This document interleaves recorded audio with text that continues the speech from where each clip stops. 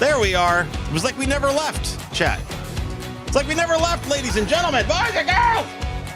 Welcome to C&B Live.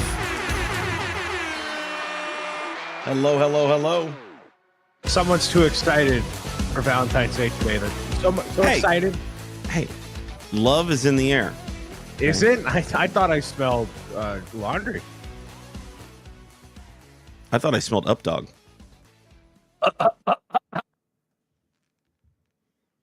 Nothing. Didn't even lead me into it, man. Come on. Nope. Come on. Nope. Not even a little bit. Boo. Valentine's Day. Boo. Welcome into ZMB Live and happy freaking Valentine's Day, or happy Hallmark Day, as my wife calls it. How you doing, Brian?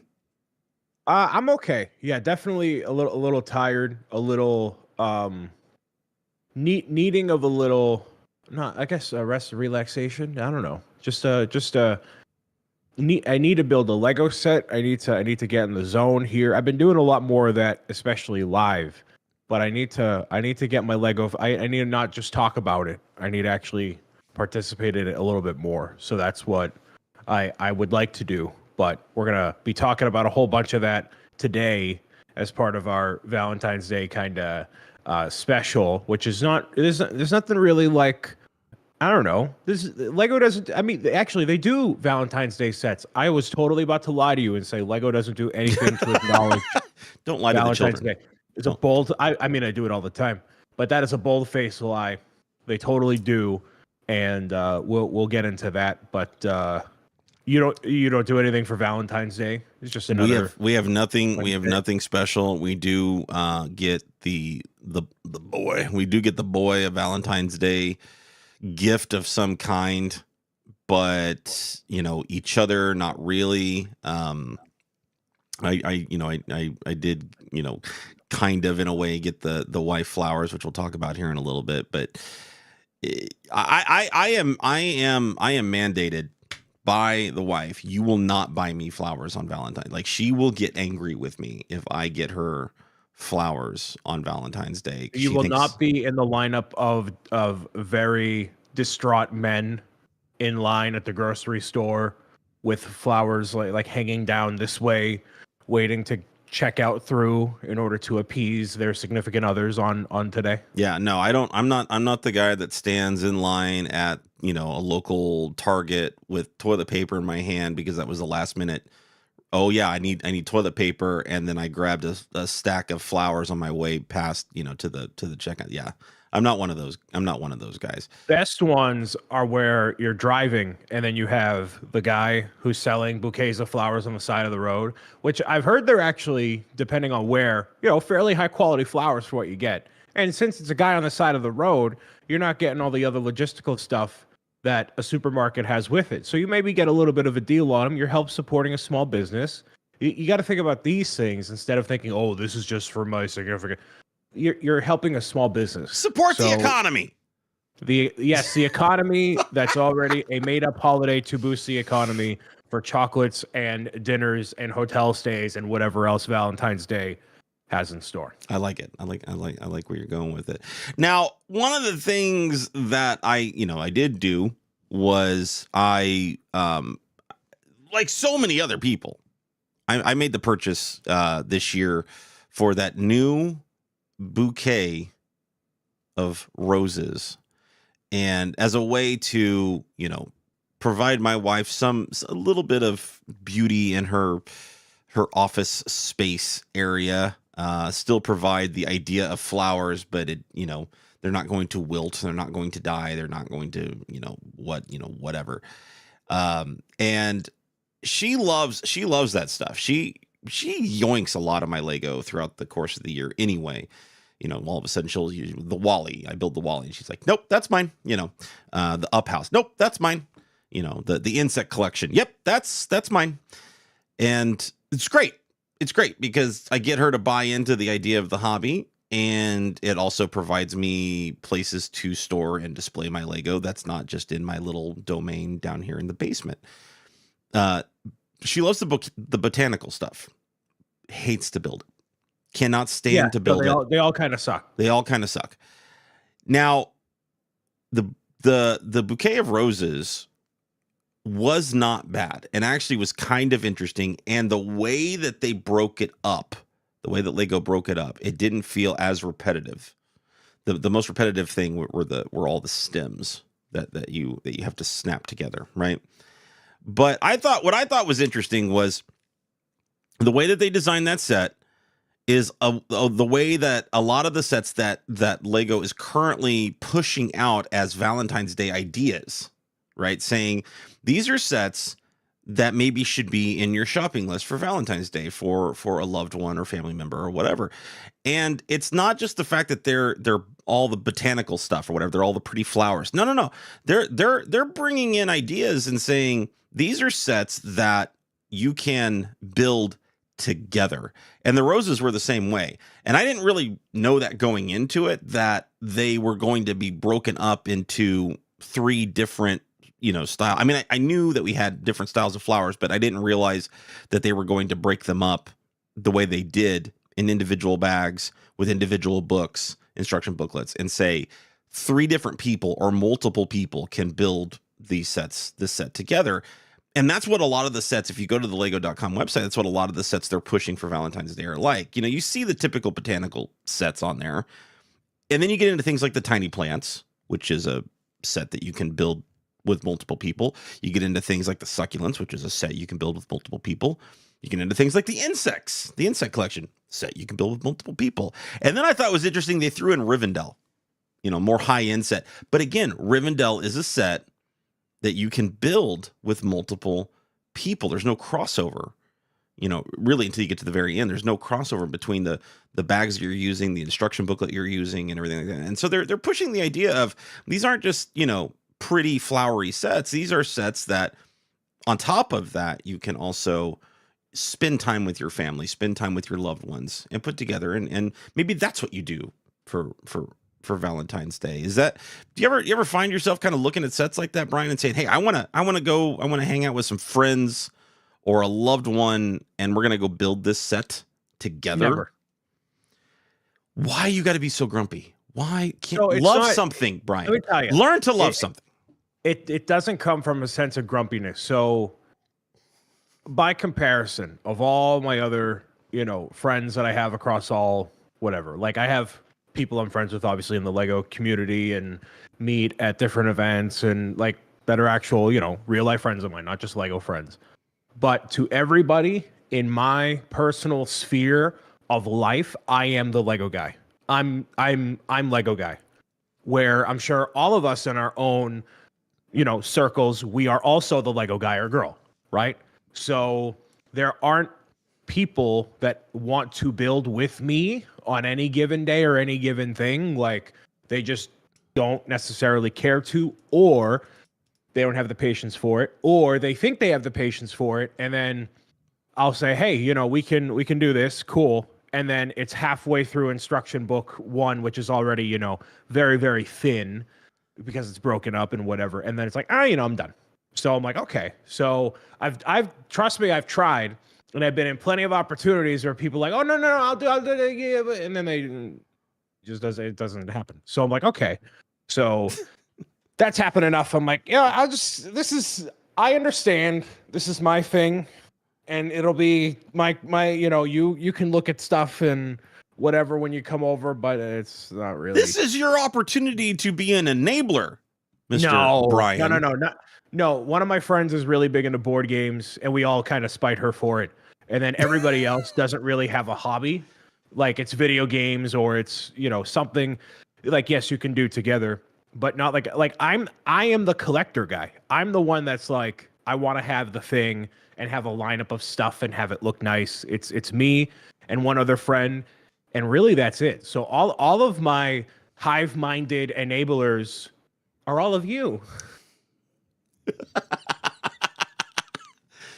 Is there? I mean, I wish I was kidding, but that's how it is. Is there a set that like a lot of people like to try to find something theme-wise to build around different times of year, different holidays, obviously Christmas and, Halloween and stuff. Is there a set that you're kind of looking at right now for this Valentine's Day that you're going to pull off the shelf or pull out of the backlog just to scratch that itch for this month, today, this week? Or it's a made up holiday. I don't care. No, I'm not in the made up holiday camp. I've said before, use it as an opportunity if you haven't to like go out and spend time with whoever and do whatever, But I don't think of any Lego set off the top of my head that I'm like, oh yeah, this is a Valentine's Day set as compared to obviously Christmas or Halloween or whatever. So I think because it has that like obviously every holiday has a different connotation for a different feeling and whatever. But Valentine's Day, it either is, oh, I'm celebrating my happy relationship, or I'm very alone, or I'm miserable, or like I don't know. It's just not. It isn't as much of a universally celebrated slam dunk of a holiday, which is what doesn't facilitate to me wanting to bring something out and celebrate it, even though I'm not celebrating it. Like even though I'm not trick or treating, I'm still celebrating Halloween. Even if I might not be hanging out with friends or family on a given day, I might still be building a Christmas set. So nothing sticks out to me to want to do that. I don't feel enabled to buy the roses to celebrate Valentine's Day.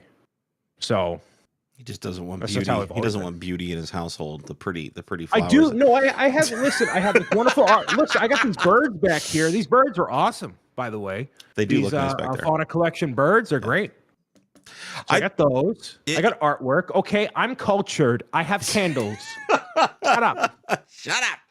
The flowers are the roses are very hard to get right now. They're sold out everywhere. I'm imagining after the rush leading up to Valentine's Day dies off, we'll start seeing them back into Costco's and Targets and Lego.com and Lego Store and everything like that.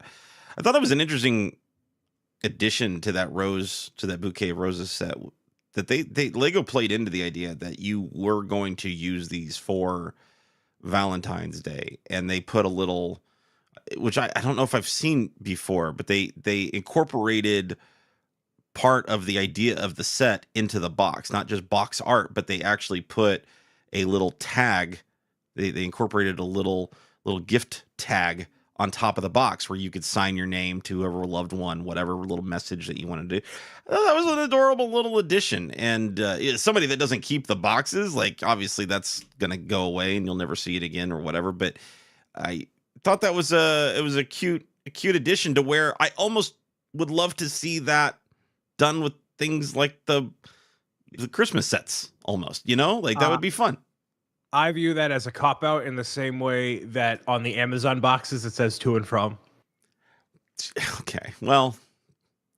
Oh, I didn't wrap it because it's already wrapped by some underpaid factory worker down the street. Here you go. I'm like, so, wrap the gift. Don't be a coward. Wrap the gift. Hey, just put a big bow on it. Put a big bow on it. Now you don't have to go search for the card thing to put it on the thing or whatever. And it's I think it's fun, when you get, sometimes it's just fun to go down and see Christmas presents that are unwrapped and you just get to go through and search and see what was underneath there. No, I hate that. Surprise me. I don't get surprised. The only time I get a surprise is when it's a bad surprise. Give me a good surprise. Wrap the gift. That's it. Wrap. Ladies and gentlemen, next time you see Mr. Bricks O'Brien at Brick World Chicago or whatever, just run up behind him and tickle the absolute crap out of him. Surprise him. Just get in there. Get in there, chat. Just none of you are the target demographic. None of you have permission to touch me. None of you. I'm giving you permission to touch him. How are you going to transition into the Super Bowl? You know what else I love? Yeah, there you go. You know what else I love? The Super Bowl. The Super Bowl this year was an absolute... the most rigged game in all of NFL history. How is that rigged? I have heard this. How is this rigged? How? Okay, I want to know. I don't actually believe that. But you're telling me when the NFL sees a grand opportunity to have that much more viewership from a very dedicated and loyal fan base to watch all those commercials and all of the play and all the we have the most watched broadcast in human history. or U.S. history rather, because like obviously World Cup and stuff. But there you go. Like, come on, that it's too easy of a slam dunk. Even though most of that game, Patrick Mahomes sucked the entire game until I'm gonna squeeze out 6 points at the end. Uh-huh. It was not an interesting game at all. I was Oh, like, it was a very interesting game. First of all, No. it was really interesting because of all of us Lego boys doing the commentary live on Twitch with it. But it was an interesting game regardless. It was it was an exciting game. It was a defensive struggle. You never knew like how it was going to end up all the way down to the end. Goes into overtime. A Super Bowl going into overtime was spectacular. There's no way. Like the calls and everything like that were all very, very, it was even the non-calls. They had enough non-calls on both sides of that ball to sit there. That was fine. You know, so I don't know how you rig. I don't understand the commentary that from all the sore losers out there saying that it was a rigged game, because how was that a rigged game? It just didn't go the way it went, the way that a good portion of the population wanted it to go. They wanted to see, you know, T Swift down there under the confetti making out with Travis Kelce. Like they wanted to see that, you know, but there was no way they rigged that outcome. Like it's silly to even say that. I don't think they actually. I'm just playing into it for the sake of it, but it definitely works out in their favor, heavily. Oh, so, very heavily. And you know, these people get paid tens and hundreds of millions of dollars to put on obviously competing sportsmanship and athletic skill, but it is also a show, and there's, you know, money to be made and whatever. So I think all of it culminating together made for a very irreplicable formula this year, specifically coming off of COVID and, you know, a lot of factors. So congratulations to NFL. You're the winners, and you'll probably do it again next year unless, you know, whatever happens. But I'm just in no place to talk because I have the Patriots that suck, and they will continue to suck until they prove otherwise. Hey, so, you never know. You never know. New coach next year, they can turn it around. You know what didn't suck though was some of the commercials. Not all the commercials, but some of the commercials, and especially the movie trailers. Now, little beef with the movie trailers this year was we got more of the teaser trailer for the trailer. Go watch the trailer online. Yep. Dump of a commercial than I've seen in previous Super Bowl history. It's so smart. It's unbelievably smart. It's very smart. I hated every second of it. But why? Because I'm there and I want to watch. I don't want to click away and go try to find it in the moment. That's the point. That's totally the point. I understand that's the point. I'm just saying I didn't like that. Well, I'm used to that's me and my old ways, being used to the way things were. You know, I liked being hit over the head with a trailer that I wasn't expecting or anything like that. Now, we were all expecting the Deadpool trailer. It was kind of the worst kept secret that this was going to happen and whatever. And the only big gotcha moment was the fact that they didn't give us a full trailer. They gave us a teaser, said, "Hey, go watch the trailer. Go find the trailer on YouTube. Go away from the broadcast and go do this." And had to spend half the money, you know, to do so, right? Yeah. So great, good on them. Now, Deadpool as a, you know, Marvel property. It's an MCU movie. It's now a Marvel, you know, movie. It's an MCU property. Lego has a good relationship, you know, with Marvel and Marvel tie-ins and things like that. Deadpool is going to be a rated R film. Yep. And Lego is going to be making sets, I have to imagine, with tie-ins to a rated R film. Is this a first? Rated R. We've gotten dark. I think Stranger Things was one of the darkest things I've ever done. Mm-hmm. Especially with like Barb, because Barb just straight up gets killed. Right. Like very apparently gets killed. Mm-hmm. And their kids. Right. That's kind of weird. It very well might be. I think with Lego, And a lot of the media that people are gravitating toward, a lot of it is just more violent and more in the rated R category than I think a lot of people realize. And expanding that in meaningful ways will be important. Up until this part, we've had Deadpool only in one set since 2012. One set to get an authentic Deadpool, which thankfully I have. Very expensive. But they also have, Cowboy Deadpool as part of San Diego Comic-Con and Deadpool Duck, and they've done a couple like those variants, but Sure. they haven't done the actual figure in a long time. But what they have done very recently is Wolverine, which was also part of the Deadpool set that came out forever ago, along with Magneto. So they've done X-Men, and they're going to do X-Men because that's the next phase of MCU.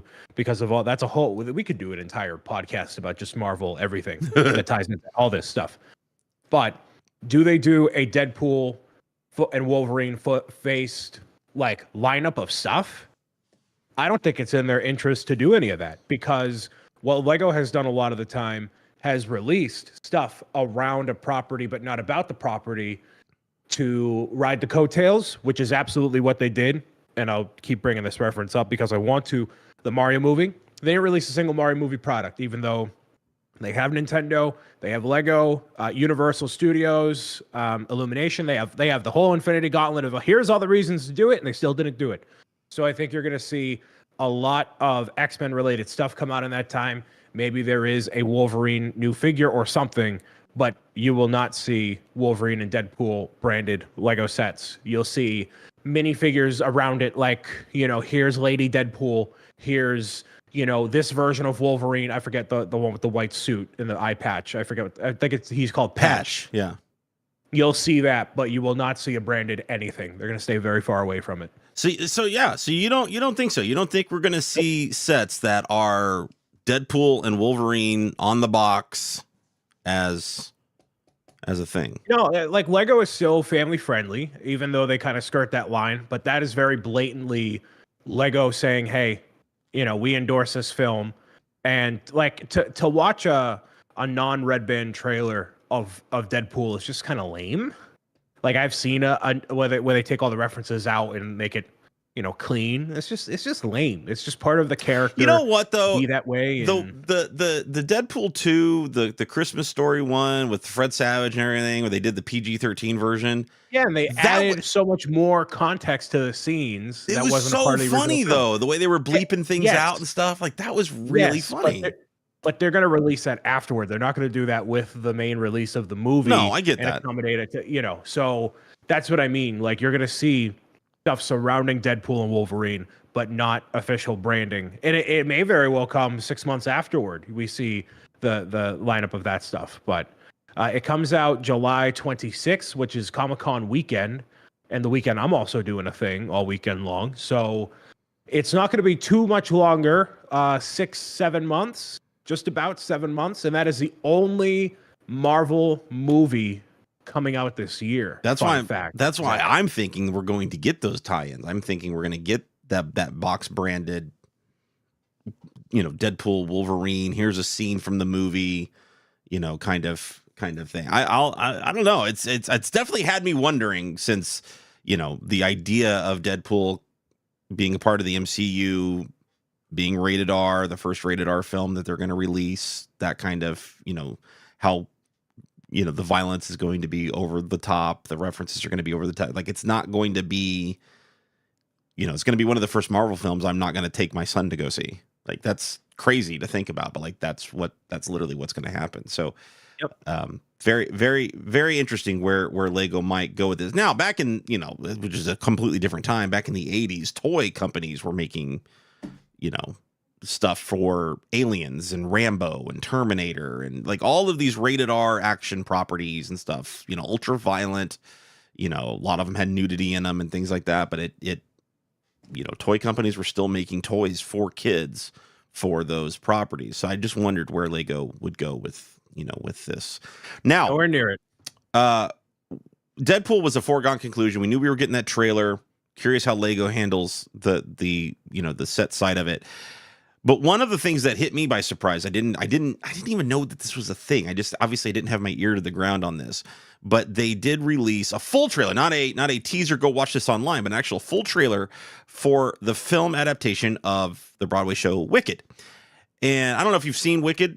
It's an amazing, amazing stage production. Absolutely incredible stage production. Love the lore that they tie in to the Wizard of Oz and all of that. It's absolutely spectacular. So I'm very excited. I was watching the trailer, very excited about the cast, an amazing cast that they've got going on with this. And then Lego tweets out right after the trailer launches on Super Bowl. Wonder if Lego bricks could defy gravity. Now, that's a reference to one of the main songs in Wicked with a little green heart next to it. Lego tweets this out. Are they teasing the idea that we're going to see by the end of the year when Wicked comes out, we're going to see Lego tie-in to the film Wicked? Or are they just being cheeky? You will absolutely see that, and it will be the worst selling Lego theme of 2024. Wow. Why do you say worst? Because the movie is not aimed at any particular audience, in my opinion, except maybe theater people who want to see Wicked come to fruition on the big screen, which, if you're a theater person, by and large, you have an issue with how they portray it in a movie and whatever. It's just going to be inherently different, more fit for silver screen by actual, being there in the theater. You're basing it off of Wizard of Oz, a movie that hasn't been relevant, obviously, forever. It's a classic. Obviously, it's a classic, but it's not relevant. So, yes, you're going to get a Lego set based on Dorothy and, the main cast from Wizard of Oz. And then maybe, maybe a lot of that stuff. But if you're going to release a whole theme of Wizard of Oz, we're going to call it Wizard of Oz. That's more recognizable, I believe, than Wicked for audiences today. Releasing a whole theme around that idea, that's tough. If it were one Lego set of a diorama of all the characters, and then you have the Emerald City, Yellow Brick Road, and the field and whatever, slam dunk, that's your Lego Wicked / Wizard of Oz fix. But if you're telling me that kids are going to show up to Target, Walmart, Lego store and be like, yeah, Wicked, I do not see that happening. And that's going to be for an older crowd that are not going to want to buy 5 or 4 Lego sets. They want one that's going to exemplify the entirety of the movie, of the series, of the franchise, and they're going to want to call it a day. So that's what I believe. And they'll look great. They'll be fantastic, just like the Avatar sets, just like all these other themes based off movies. Not going to resonate. Mark it down, chat, so we can prove Mr. Bricks O'Brien wrong come December time, because this stage production is loved by so many people. The stage production is loved. The stage, as long as the but the name carries weight, right? I don't think the so. name. I don't think not enough. The name will carry weight. Plus the tie-in with the Wizard of Oz. They've already teased you're going to see Dorothy and Lion and Tin Man and Scarecrow, and because Scarecrow is a big part of the whole overall story of Wicked anyway. But you're going to see these characters in the thing. You're going to see the wizard. And it's Wizard of Oz is, they've had these minifigs out there before and whatever. I think that we're overlooking the teenagers to adults that love this property, that are going to see, if they market it right, are going to see like just this massive. And I don't even know if it'll be a full lineup, if it'll just be one set. If it's one set, you're good. You give me $120 diorama that has all the characters you could possibly want. So I haven't seen Wicked and I haven't seen Wizard of Oz in a long time. But obviously you have Tin Man, Lion, Scarecrow. They're minor. Those guys are all minor, very minor. It's really it's the witches, yeah, and Glinda. So it's the 2 witches. Green Witch. Okay. So Green Witch, White Witch, whatever, and then Scarecrow is a big part of it.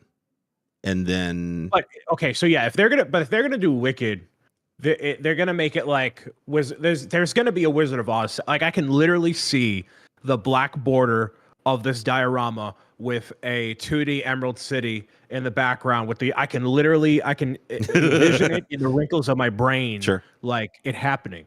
So how many sets can you pull off that are not going to detract people from, wanting to get them? Like, are you going to really spend like $250, $300 on Lego Wizard of Oz when it drops on day one or even a year afterward? And I don't know.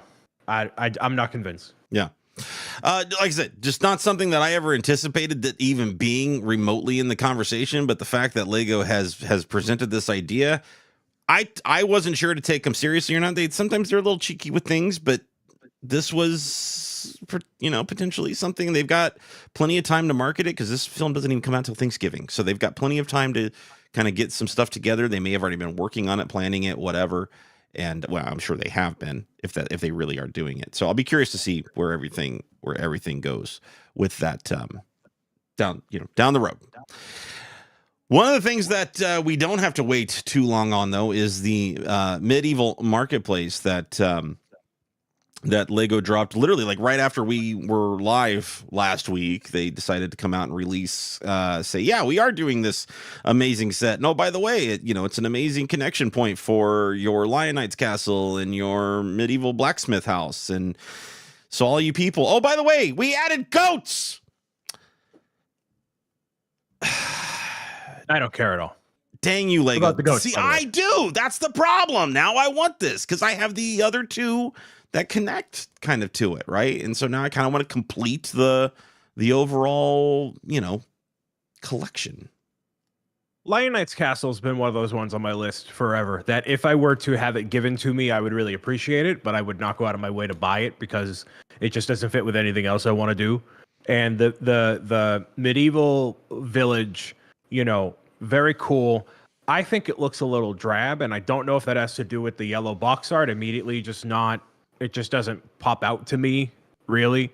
And it doesn't have the same grandiose nature as the castle, whereas with the one that came out in 2008, 2009, it looked way more, I don't know, involved. There was more, I feel like more animals, maybe some more minifigures. It just felt a little more lively. Where I think with the idea that they have to tie it in with the castle, it's an attachment to the castle. It doesn't allow it to separate a little bit more from the castle. And I would rather have a village that looks like what it did back in that time rather than what we have right now. It feels a little bit too condensed, a little bit too, I guess, the only word I can think of is drab. It just doesn't stick out like, I'm not excited looking at it. But again, if I were gifted that or found an opportunity to get it, it would be higher on the list, but definitely not one I seek out. Do you think people are going to need to feel compelled to get it because they already have the medieval blacksmith house is one of the most celebrated sets that Lego's done in a long time. And obviously the return to castle with Lion Knights, with that original, that old style yellow box art and everything, really kind of got people excited about castle coming back, into the overall whatever. And then we've had some gift with purchases that have kind of helped, keep that idea going. Do you think this is if people already have those two sets, you think this is a set that's going to kind of almost force people to keep the club? Because that's where I'm at. I don't care about the goat, whatever, goat, schmote. I don't care. But, I know there's going to be people out there that are like, oh my God, a goat. But I don't care, but I know there's going to be people that do. I don't. When you have a lineup of Lego sets like that, and they are medieval, it's inevitable that you're going to have this whole kind of sprawling layout. And now that we're getting a lot of a resurgence, I think it works out really nicely. They're paying homage to other factions within Castle as well. I believe it's the Wolf Gang, Wolfpack. That's what it is. I'm not clearly familiar with it. So if you're big into Castle, then you're gonna feel compelled to pick this up. But if you're not into Lego Castle, it's just not for you. This is for the classic Lego fan to add one more thing to their collection. And if Lego wants to keep hitting the same beat that they have been, you have medieval stuff come out this year as your $220, $30, $50, massive price point set. Okay, next year it's going to be another pirate thing. The year after that, it's going to be a space thing. And now we have another medieval thing. And over the course of time, a 10-year period leading up to Lego's 100th anniversary, you have this incredible lineup of medieval, pirates, space, classic Lego themes to add to your lineup if you're a classic Lego fan. But if you're not, like I'm not, this doesn't do anything for me. There's nothing about this other than the classic nature of it that makes me feel compelled to go out and buy this, let alone the castle, or want to go back to get the blacksmith. So I think that's an issue Lego will see longer term. What do we make to add into medieval Lego classic theme resurgence to get new people involved that isn't just fanfare? Do you think that's why they left it a little bit sparse, is so they can continue to keep kind of adding to that marketplace style where they can have expansions kind of fit into that? Specifically with the Lionites Castle in this? Well, yes. I mean, because you got the Lionites Castle, which is a kind of a nice complete set. You got the medieval blacksmith house, which is kind of a nice complete set. And to your point, the marketplaces, the backs open, on all the buildings, and it feels a little sparse or whatever. But like, is that strategic? It's expensive. Like for what you're getting at $229, $230 US, like that's not an easy pill to swallow for that set. It's still a lot of pieces, but it's going to be a lot of smaller, I feel like, detail pieces and things that are, I think Lego, decoration. I think they're a bunch of cowards. And here's why I say that. Lego has very much, you can kind of tell. I can tell. They've tempted with this idea of $1,000 Lego set. Oh, we have the big thing over here, the big thing over there. Hypothetically, you ask all these classic castle people, would you buy $1,000 Lego castle thing? Yeah. General people, no. So what if the strategy over the next 5 years, you have the Lionites Castle at 400, Medieval Town Square at 230, and over time we get like a wizard tower and then a dragon to go with it. And then by the time you hit the $1,000 price point, you have 5 different sets that encompass the entirety. We're seeing it with Harry Potter. I mean, that's what Harry Potter's doing. Yeah, and that's a bit more baked in. So that's rather, it's more natural because there's multiple movies with different locations, so they're justifying spreading it out over time. So I would love to see that. I would love Lego to be a bit more transparent with that and maybe expedite the process a little bit more. So Lionites Castle, I forget when that came out. And obviously we have Medieval Town Square this year. So if it make it a once a year thing for the next 5 years leading up to the 10-year anniversary. So that way somebody is able to walk in and say, I want this and this and this and this and this. It's the grand total before tax is $999.99, and it's $1,000 in classic Lego castle sets. Tough pill to $1,000 on plastic is really stupid, but if you're in the market for that, that's really cool. I'm not dropping $1,000 on a Lego set. God, no, not me either. I can't. I just can't. In the market for it, you're cool. But this is a set that I think even at $230 US, I think it's not going to be a day one purchase for me. But much like the medieval blacksmith house, it'll be a set that I eventually get before it vanishes off of shelves for forever, so I can kind of complete the collection here, kind of thing, right? Now, when I get it, and when others, around our content creation circle get this and many other sets, they tend to, head to Twitch for some live streaming Lego building. Mr. Bricks O'Brien has finally seen the error of his ways and is now building Lego on Twitch. It only took him too long and too much prodding. I just got sick of dealing with people in Minecraft and everything going wrong, that I want everything in my control and to zone out, and just chatting can be kind of boring. So it's just chatting with something in the background, ergo Lego. So yeah. Twitch has an interesting history with Lego live Lego building on the platform, and really we can kind of go back to, and we tend to do when we acknowledge the history of Lego building over on Twitch. We tend to go back to, two of the pioneers in the community, with Mr. Brick and Nick and Set to Build, two individuals that did not know each other, were on Twitch at the time, and individually building Lego, creating mocks and whatnot over on Twitch, and then eventually discovered, like, oh, you build Lego on Twitch, I build Lego on Twitch. And since, especially since 2020, when everybody was staying home during the pandemic, it has kind of, kept growing and, rolling downhill, so to speak. And the community is growing and growing and growing. Now, early on in that history with those two gentlemen, there was a call, a demand for help, for more discoverability on Twitch, which has historically always been in question. Just being discovered in general, you creating whatever content you're creating on that platform. And frankly, I feel like that could be said for any social media platform, YouTube, Instagram, TikTok. Like, what discoverability is always going to be difficult. They put out a call to say, hey, let's rally some Lego fan troops and say, yes, Twitch, we need our own category. We need a brick building. We need a Lego specific category to make it easier.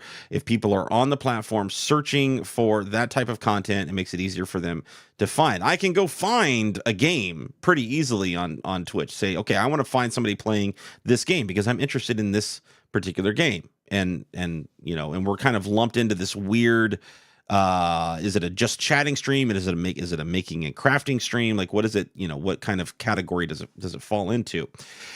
We still do not, as of 2024, have as of February of 2024, have a category dedicated to Lego or brick building. But one of the changes that Twitch did make in recent in the last couple of years was they added the ability for searchable tags and customizable searchable tags. So now people can specifically type in the word Lego or Legos or AFOL or brick building or whatever it is that they want to talk about, whatever it is their content is showing. They now have those searchable categories.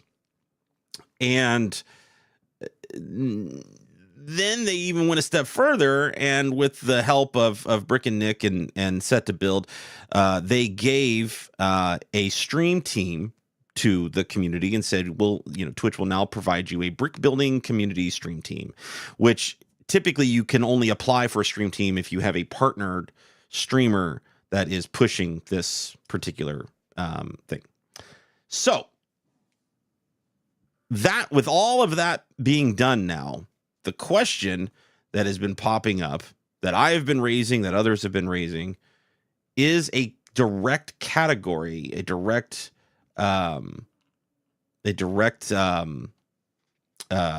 brick building Lego category even still needed anymore on the platform? I'll say something that might be a little bit controversial for all the people out there. Oh, he's standing up for this one. My God. You will never see a Lego category on Twitch. And mic drop, he walks off. Yes. Here's the thing. I think Mr. Bricks O'Brien is 100% correct. I think we will not see it.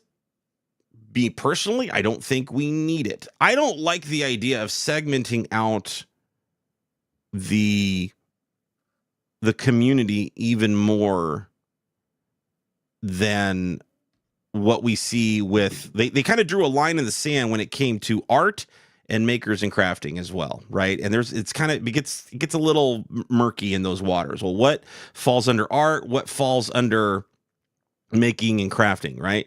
What falls under just chatting? And if you start to kind of segment it out too much, do you risk even more unintentional discoverability, right?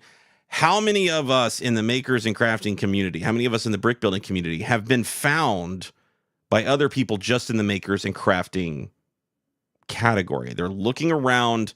The issue, we need all of the awareness we can possibly get, and it's not going to happen by solely having a Lego category, because as much as Lego is very impactful with the product and how much awareness there is for it.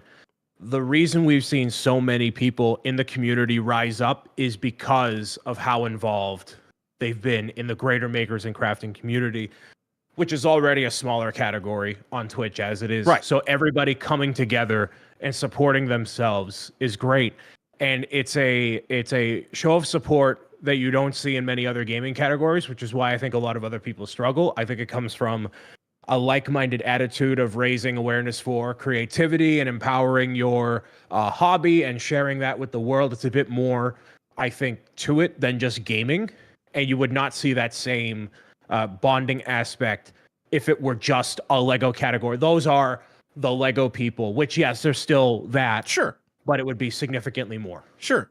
Yeah. And I think, you know, and the reason why I keep saying I don't know if we want to segment it anymore is because of what you just said. The category itself is already small compared to overall Twitch. It's already a small category, and there's this nice crossover that we have right now with other makers and crafters. We have cross stitchers that are supporting the brick building community. We have woodworkers that are supporting the brick building community. We have metal workers that are supporting the brick building community. And then all of a sudden, if you just say, no, we're going to go do our own thing over here and be in this silo over here, we're eliminating that potential for that crossover out of the greater makers and crafting community. And much to the credit of people like Brick and Nick and Set to Build for being those pioneers and working with Twitch, directly with Twitch, to get presence at Twitch cons, at conventions, to get an amazing, starting up an amazing brick building community stream team is absolutely just what a feat that those two have accomplished. And I just can't, I don't think I have personally thanked them enough for what they have done for this little small corner of Twitch that we have. And I don't know if you want to talk a little bit about the brick building community in general, and is it is that the focus as opposed to Lego? Because now you've got Lego in Fortnite, and you've got Lego video games and things like that. So I could see how kind of the waters can get a little murky if you're just searching Lego. Then all of a sudden some of these other things start popping in, right? But I don't think a brick building category is marketable. Somebody isn't going to go to Twitch and type in brick building looking for Lego. They're going to type in Legos. Right. And I think from if we're talking like a greater audience standpoint, that if we're looking to grow the community, ergo the amount of people watching and the more creators that are going to be on the platform making stuff for it, then yeah, there has to be the most discoverable way possible for that type of stuff. And I think brick building makes sense for obviously a tag, the community that's built through Discord, the stream team, and everything else. But the idea that people are going to come to Twitch or YouTube, or literally any other platform to look at what does brick building mean, that makes it a tough sell from like a discovery standpoint in so many other ways. And I think what more comes into play is what we talked about that you cut up the short recently on, which thank you, from I think it was last week, the week before, like Lego not properly acknowledging creators on Twitch or Twitch as a viable presence to promote your brand and marketing and whatever. So I think that's the conversation that needs to be had. But I don't think a dedicated brick building category does any favors toward new people enter. It serves the people that are currently here and help identifying and putting them out. But is the person who streams Call of Duty Warzone all the time and buys the Legos to build on camera, are they going to specifically search out brick building? No, they're going to search out a Lego category. There's no Lego category. Oh, I guess I'll do just chatting. Right. And let's be honest, there's a lot of time, unless you're in, I find this, unless you're in the mock realm, like you're watching a Brick and Nick in his mind working on how to mock up something, or you're watching some of these other amazing people that are working in studio or Set to Build doing his mocks or whatever. Like a lot of times a Lego live stream is a dressed up just chatting stream We're gonna Always. talk. We're gonna talk pop culture. We're gonna talk food. We're gonna talk social events going on. Whatever. Like, you know. And the Legos just kind of being built while we're going, and then, oh, by the way, look how cool this is, you know. And so I do struggle with, do I go sit myself in a, you know, maker and crafting category? Is that appropriate? Am I actually making and crafting anything? Kind of. You are making and crafting something, but I think there's a distinction between you focusing as a person, as a creator, on the context of the conversation, rather than what is it about this creation that I'm making that I want to share with all of you. Yeah. That is part of it. Yeah. But by and large, you know, when you take away the redeems and the sound effects and the TTS, what is the meat of what you do? And it is facilitating community through talking about pop culture. Literally this show, except less formal, and over the course of 5 hours, is essentially why we wanted to do this in the first place. So Sure. That's what to me justifies being in Just Chatting over Makers and Crafting. And I feel slightly more comfortable in Just Chatting because it is more conversational. And I've polled my audience many times, like, what do you want from me out of a Twitch experience? And basically anything that helps facilitate conversation alongside the activity that we're doing for the day. Lego, marbles, giving love advice on Valentine's Day, whatever it might be, that's what that ends up being. There aren't people that, and this is what will not get me in the Ambassador Network, people are not coming to my live stream and being like, Brian, tell me the 5 things I need to know about the Lego Spider-Man helmet. No one cares. They're there to talk with me and facilitate community, share the things that they have going on, and whatever shenanigans are happening. So that's not to say, you know, someone like that couldn't be an official representative of Lego. Sure. But to elevate it higher, I think there needs to be more involvement, kind of like what I think Fred does, Panfred Nudo, about what are the qualities of this that really exemplify it as a thing. I think he leans a bit more heavily into it than guys like us do, and I'm fine with that. No, I agree, and that's what's nice, is there is such a diversity amongst the overall team, right? There's everybody's got their own unique way of presenting the content. I tend to find myself more in the maker and crafting category, mainly because it's strategic. I'm hoping for that cross-pollination of other makers and crafters that are looking for something a little bit different. It's time to raid out. They've been doing body painting all day, or they've been doing sculpting all day, and nobody's in that category, right, or kind of doing that kind of thing. So they're looking for something different. I'm hoping that they're going to bring some of their people over for some Lego content, right? And then what that does is that opens up the conversation to brand new people that we've been seeing for 8+ years or whatever. I didn't know you guys did Lego onto it. Now we've introduced more people to the community, that it does exist. And that's the only reason that I tend to find myself leaning more towards the maker and crafting community as opposed to the Just Chatting, is because of that. I'm hoping for more of that cross-pollination thing. You're still going to get some of that with Just Chatting, because you're going to get some of those people that are just kind of looking around, you know, ready to raid out, or looking around that category and like, yo, Lego, that's cool. And they go in and hang out and chit chat with you or whatever. So you can still get that cross-pollination with both, but I tend to feel like I strategically kind of lean into that.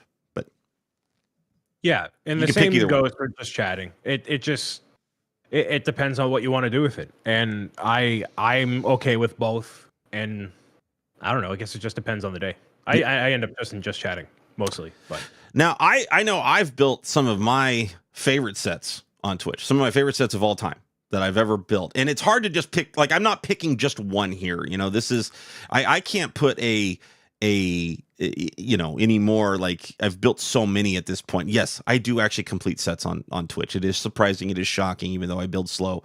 I have completed a lot of sets on Twitch. So it is hard for me to pick just one. So I have kind of, you know, I kind of just look at overall tier system and say, you know, this group of sets is amazing. This is what I love. But Brian, do you have a particular set or sets that you just love? It's the month of love, baby. What set do you love? The only set I have ever built that I got emotional while building was the Nintendo Entertainment System. Makes sense. And I got emotional building that for a bunch of reasons. Obviously, Mario being what it is, wanting it since I was a kid in Lego form, Finally got it.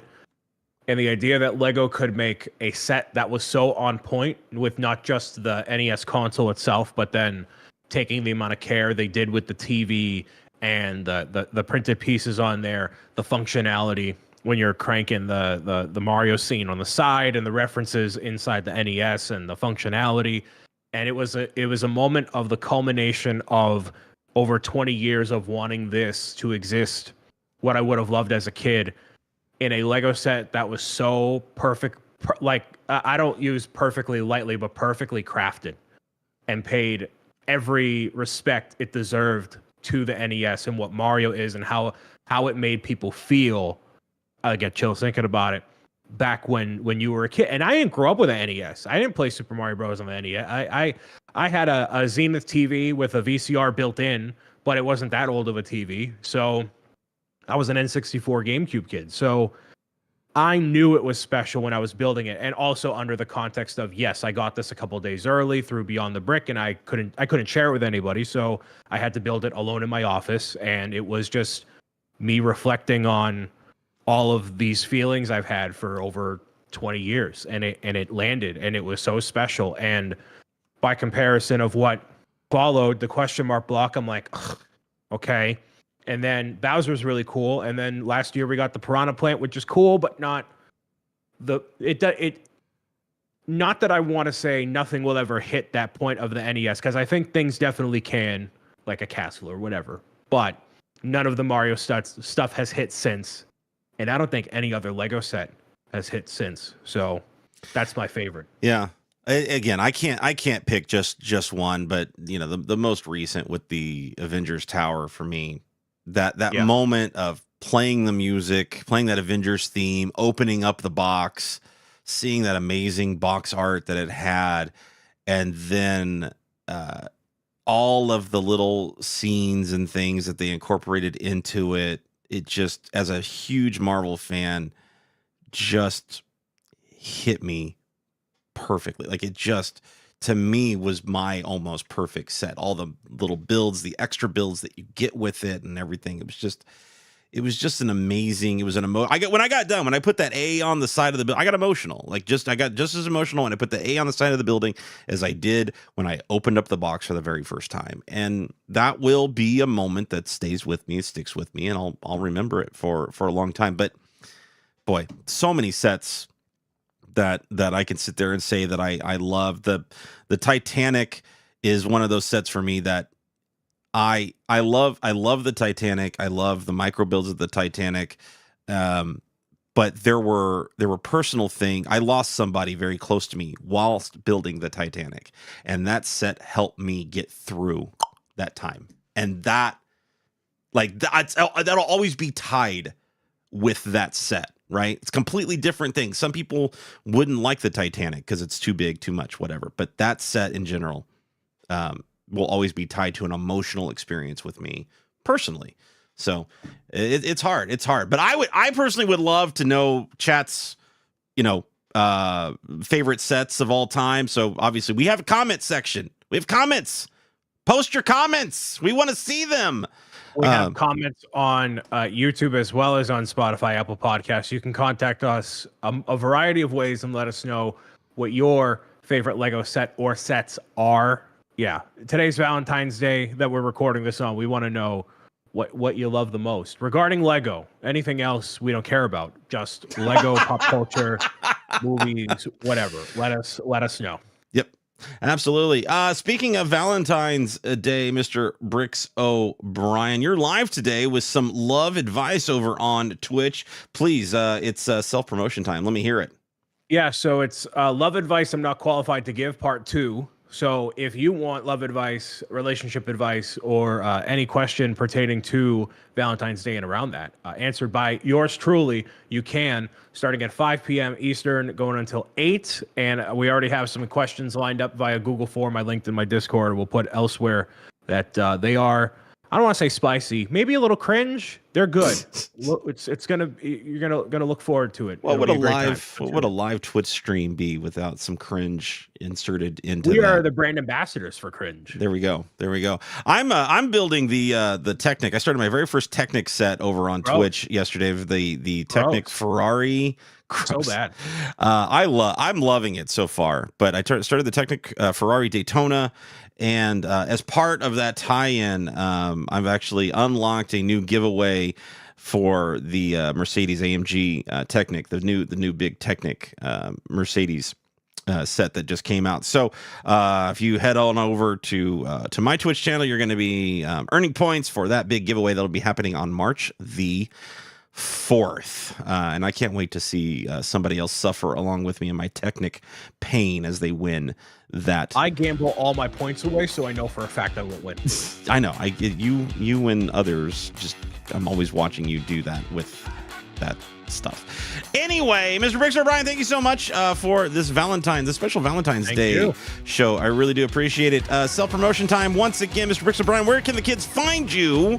You can find me on your favorite social media platform at Bricks O'Brien or Brian Saviano, YouTube, Twitch, Roku, Kidoodle TV, wherever you wanna.